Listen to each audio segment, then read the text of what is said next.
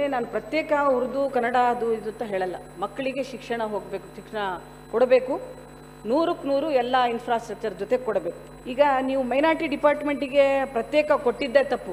ಶಿಕ್ಷಣ ಇಲಾಖೆಯೇ ತಾವು ತಂದೆ ಆಗಿದ್ದೀರಾ. ಇಡೀ ರಾಜ್ಯದ ಪೇರೆಂಟ್ಸ್ ಅಸೋಸಿಯೇಷನ್ ಅವರು ಒಂದು ಅರ್ಜಿ ಕೊಟ್ಟಿದ್ದಾರೆ, ಒಂದು NGO ಅವರು ನನಗೆ ಒಂದು ಅರ್ಜಿಯನ್ನು ಕೊಟ್ಟಿದ್ದಾರೆ. ಮೈನಾರಿಟಿ ಡಿಪಾರ್ಟ್ಮೆಂಟ್ ಇಂದ ಹೇಳ್ತಾರೆ ಮೌಲಾನಾ ಆಜಾದ್ ಶಾಲೆಗಳನ್ನು KPS ಶಾಲೆಗಳನ್ನು ಉನ್ನತೀಕರಿಸಲಾಗಿದೆ. ಈಗ ಆಲ್ರೆಡಿ ಅವರು ರಾಜ್ಯದಲ್ಲಿ ಮೌಲಾನಾ ಆಜಾದ್ ಶಾಲೆ ಶುರು ಮಾಡಿದ್ದಾರೆ.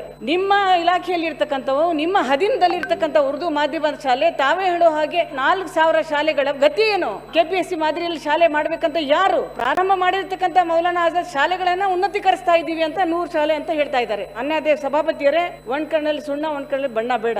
ಇಡೀ ರಾಜ್ಯದಲ್ಲಿ ಕನ್ನಡ ಇರಲಿ, ತಮಿಳು ಇರಲಿ, ತೆಲುಗು ಇರಲಿ, ಉರ್ದು ಇರಲಿ, ಎಲ್ಲಾ ಶಾಲೆಗಳಿಗೆ ತಾವೇ ಮಂತ್ರಿಯವರು ತಾವೇ ಮಾಡಬೇಕು. 800 ಶಾಲೆಗಳಲ್ಲಿ ಒಂದು 500 ಶಾಲೆ ಬಹಳಷ್ಟು ಯಾರು ಶಿಕ್ಷಣದಿಂದ ವಂಚಿತರಾಗಿದೆ ಅಂತಾರೆ ನಿಮಗೂ ಗೊತ್ತಿರ್ತಕ್ಕಂಥ. ಸದಾ ಈ ವೇದಿಕೆ ಮೇಲೆ ಹಲವಾರು ಚರ್ಚೆಗಳನ್ನು ಮಾಡಿದ್ವಿ. ಮಂಗಳೂರಲ್ಲಿ ಒಂದು ಬೆಂಗರೆ ಗವರ್ಮೆಂಟ್ ಶಾಲೆ ಸ್ಕೂಲ್ ಅಂತ ಹೇಳಿ 900 ಸ್ಟೂಡೆಂಟ್ಸ್ ಇದ್ದಾರೆ. 100ಕ್ಕೆ 100 ಮೈನಾರಿಟಿ ಸ್ಟೂಡೆಂಟ್ಸ್ ಕನ್ನಡ ಮೀಡಿಯಂ ಅಲ್ಲಿ ಓದ್ತಾ ಇದ್ದಾರೆ. ಅಲ್ಲಿ ಜಾಗನೂ ಕೂಡ 5 ಎಕರೆ ಜಾಗ ಇದೆ. ಬಹಳ ಶಿಸ್ತಾಗಿ ಬಹಳ ಚೆನ್ನಾಗಿ ಹೋಗ್ತಾ ಇದೆ. ಆ ಶಾಲೆಗೆ KPSC ಶಾಲೆ ಮಾಡಲ್ಲ.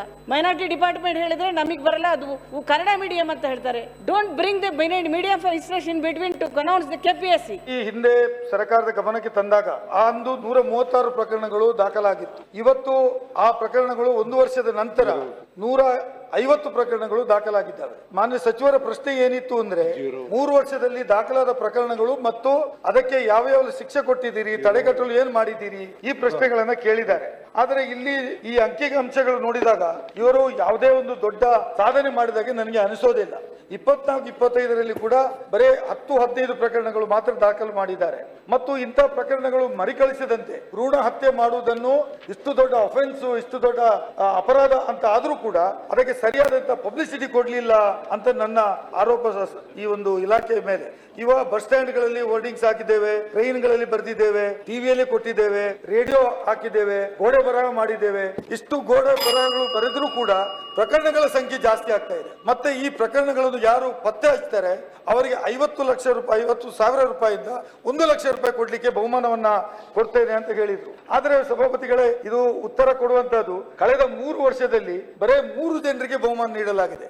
ಅಂದ್ರೆ ಇಷ್ಟು 150 ಪ್ರಕರಣ ದಾಖಲಾದರೂ ಬರೇ 3 ಜನರಿಗೆ ಬಹುಮಾನ ಕೊಟ್ಟಿದ್ದಾರೆ ಅಂತ ಆದ್ರೆ ಎಷ್ಟು ಪ್ರಕರಣಗಳಾಗಿದ್ದಾವೆ? ಇವರ ಪ್ರಚಾರ ಎಲ್ಲಿ ಮುಟ್ಟಿದೆ? ಮತ್ತು ಯಾವ್ದಾದ್ರು ಡಾಕ್ಟರ್ ಮೇಲೆ ನೀವು ಕ್ರಮ ತೆಗೆದುಕೊಂಡಿದ್ದೀರಾ ಕೇಳಿದ್ರೆ ಇಲ್ಲ, ಅವರ ಮೇಲೆ ಕೇಸ್ ನಡೀತಾ ಇದೆ, ಅವರಿಗೆ ದಂಡ ಹಾಕಿದ್ದೇವೆ ಅಂತ ಹೇಳಿದ್ದಾರೆ. ದಂಡ ಅಂದ್ರೆ ನಮ್ಮ ಭಾಷೆಯಲ್ಲಿ ಅದು ಸುಮ್ಮನೆ ದಂಡ, ಅದು ಏನೂ ಪ್ರಯೋಜನ ಇಲ್ಲ.